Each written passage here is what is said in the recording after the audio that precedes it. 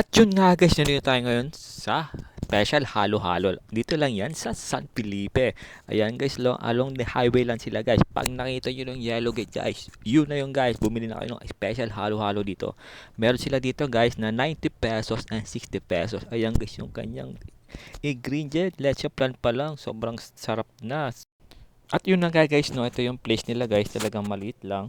Talagang hindi allow dito ang dining for take out only lang sila guys. And ang open nila guys is 10 a.m. Ayan, dito lang yan sa San Felipe. Malapit lang sila sa highway guys. At yun nga po, no, nakabili na tayo. Ayan, kitang-kita nyo, ang daming laman guys. Ayan, meron 60 and 90 pesos. Special halo-halo ng San Felipe. So ara guys, uwi na tayo para tikman to. At yun nga guys, no, nakauwi na tayo sa bahay upang tikman natin itong halo-halo special. Ayan guys, daming laman. Mayroon ice cream, leche flan. So ano pang hinihintay natin guys? Kainin na natin to. At ito na nga tayo guys, no, kaya nakain ko na yung halo-halo. Ayan yung leche flan guys. Napakasarap, ang laki. Ito pa, yung isa ice cream. Ayan, ang sarap. Mix-mix na tayo. Ayan. Sa ilalim guys yung laman, napakarami guys. Ayan. So ayan guys, titikman na natin.